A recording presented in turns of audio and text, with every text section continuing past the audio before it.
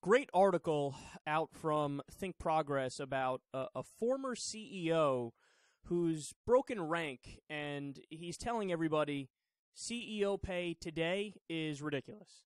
It's way too much. It's not really based on anything. It's a giant scam, and we shouldn't continue doing it the way that we're doing it.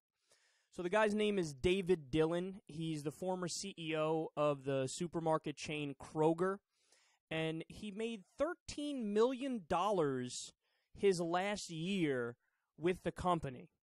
And he said the following, quote, "I don't really defend that amount. That even seems ludicrous to me. I generally hit the 25th percentile on the bottom side for compensation. Even that was pretty damn high. I think it's gotten a little extreme, or maybe a lot extreme." He continues, "I personally believe that, generally speaking, executive pay has gotten too high, and it needs to be addressed in appropriate ways. Anybody who looks at CEO pay, even if it was reasonably based, they would say that person is paid way too much." So that's a great point. I'm going to come back to that in a second, but he sums it up here. Quote, "I don't dispute that they ought to be paid really well. It's just that I think it's gotten a little bit out of hand." Now, to me, that last part right there sums up the position of the majority of Americans and of all reasonable people. They say, look, it's fine that if you're a CEO of a successful company, you get rich. It's fine to be a millionaire. It's fine to enjoy your material goods and your consumer goods, and it's okay to make a lot of money.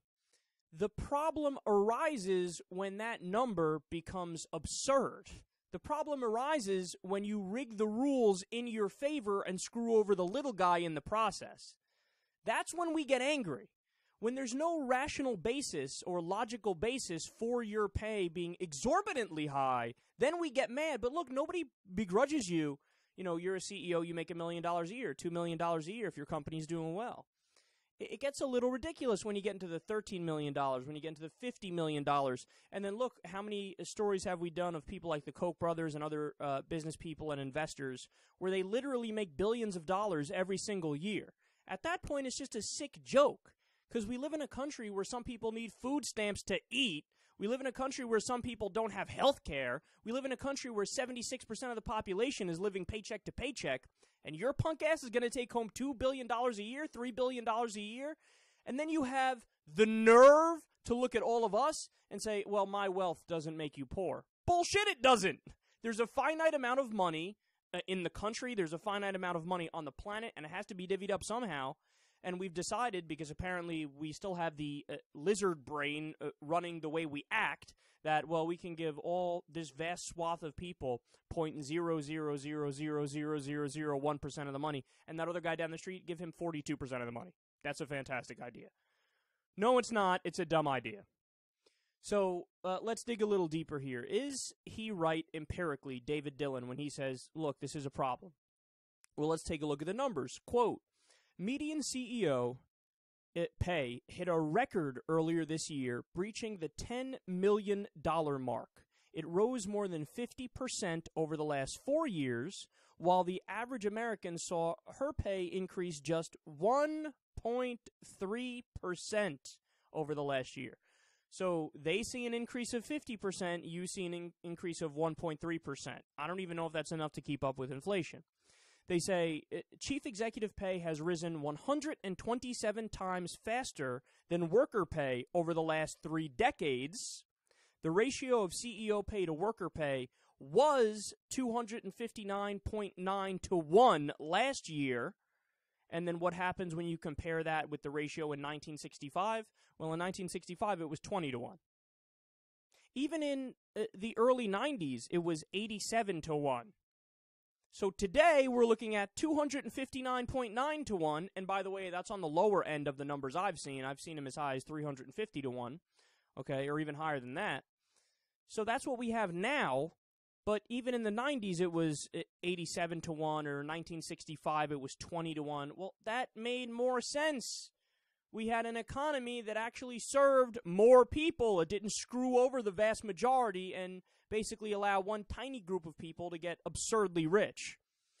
But here's the most important part, because some people might argue that, well, they deserve the money, they earned it, they just work that much harder.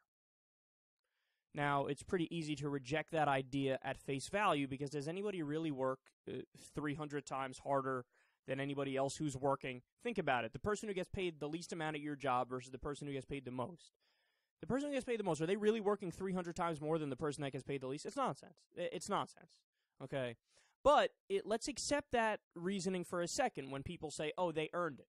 Is that true? Is there any argument you can make for that? Quote, there is no evidence to suggest that paying CEOs top dollar means better performance in terms of profitability, revenue, or stock return. In fact, a study found that the companies that pay their chief executives the most see the worst results for shareholders. So it's not just me being a liberal blowhard when I say that there's no rational basis, there's no logical basis to pay these CEOs as much as they're getting paid. It's empirically correct. And why is that? Quote, despite the attempt to tie pay to company performance, companies routinely game those systems to ensure that the top executive gets his bonuses and payouts even if they fail to meet their targets. So that's incredibly important. What they'll do is the CEOs will rig the boards of the companies with their buddies, and then, of course, their buddies will make sure that they get their exorbitant pay, their absurd pay, their over-the-top pay, no matter how shitty of a job that they do. And according to the numbers, the guys who get paid the most do some of the worst jobs. This is an incredible story, man. It's amazing that it doesn't get more coverage. It's amazing that people aren't screaming through megaphones or picketing directly in front of the Wall Street buildings right now as a result of this. And you know who should be most angry at this? Conservatives. Because if you actually believe in capitalism, which of course they all say they do, they believe in small government and free market capitalism. Well, the whole idea of free market capitalism is you're paid what you're worth, and you have to make it on your own merits in the marketplace. And what we're talking about with these CEOs that are getting this absurd pay, they're not pulling their own weight. They're not working hard and getting rewarded. They've rigged the system so that even when they do a shitty job, they get rewarded. And then never mind the fact that the big banks, for example, they get over $80 billion a year in subsidies from the government. That's a giant welfare check.